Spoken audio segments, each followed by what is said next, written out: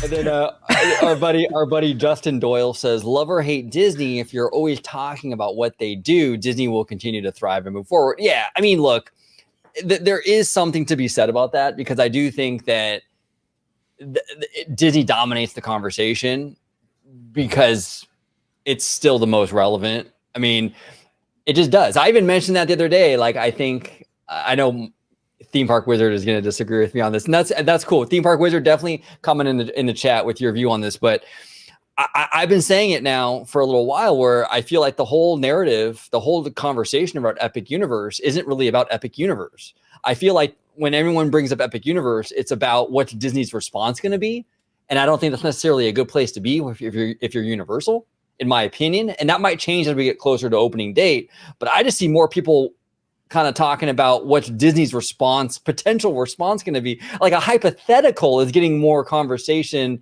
time than the actual park that's actually being built, which I think is kind of interesting. And that kind of plays to Justin's point.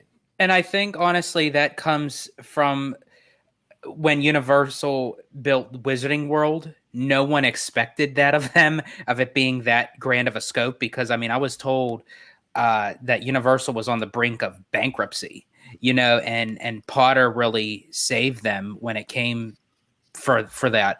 So, and then it came to the notion, okay, well, after Potter, then came Pandora and Animal Kingdom, then came Galaxy's Edge. So it's almost like fans are waiting for, as you mentioned, OG, they're waiting for a response from Disney, especially when there's silence upon everything, that we're seeing progress with Epic Universe. And now it's like, well, what's Disney going to respond to it?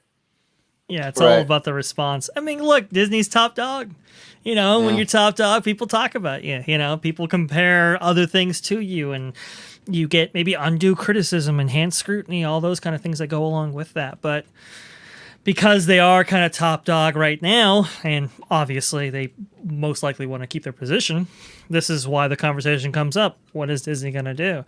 And honestly, I think it's a kind of a natural thing, even if Disney wasn't necessarily tops in the Orlando area. Competition is good for the consumer, just generally speaking. And so I think a lot of people are, even people who aren't Universal fans per se, are excited for it. And like you said, George, it is for the reasons, because for Disney having to respond, because that's kind of like, that's the good thing about competition. That's the good thing about, hey, Universal comes out with a Harry Potter. It's like, okay, well, here's Avatar, Galaxy's Edge, some aspects of Cars Land and so forth, And so we've gotten some really kind of great things, because of that. And I think that's kind of why people think about it in those aspects. But hey, look, listen, I'm very excited for Epic Universe and whatever it brings. But I'm also, I will say, I'm also very excited about what enhancements they bring to the industry in general. Not only with what they bring with Epic Universe itself, but with the wake caused by it having Disney to respond. So, and I think it's also too, because with some decisions that Disney makes aren't really up to par based off of what their initial concept is. I mean, you look at the initial concept for Harmonious. It's like you see this breathtaking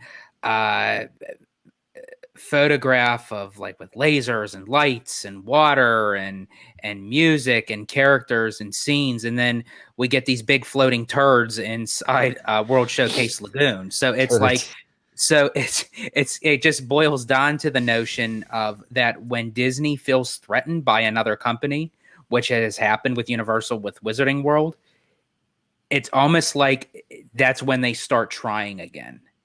And I really hate saying that. I really do, because I'm used to Disney just being ahead of the competition. Now it's almost like they wait for the beck and call and waiting to see what another company does first, so they can then retaliate. Makes business sense. And Alia kind of touches upon that a little bit here when she says Disney is waiting to see if Epic Universe receives money/visits versus only being talked about. And yes, competition brings out the best in Disney. Yeah, I think they are waiting, because I think that's a big, whatever response Disney would do for Epic Universe would have to be a pretty big response. And you don't want to throw money at something necessarily like a response, right? Throw money at a response if it kind of flounders. And here's the thing, a lot of people don't want to ever kind of even entertain that idea that that might be a possibility, but it very much is. The expectations for this park are through the roof. I mean, anything short of an industry game-changing park is kind of going to fall below expectations for fans. Fans are expecting this place to change the industry. So it's got to really deliver. It's possible, you know, it's very, very possible that it does not. And it could, we don't know yet, but that's the thing. I think Ali has a great point. I think they're waiting to see, because if it doesn't, why are we going to spend money on a response, this big response for what, you know? So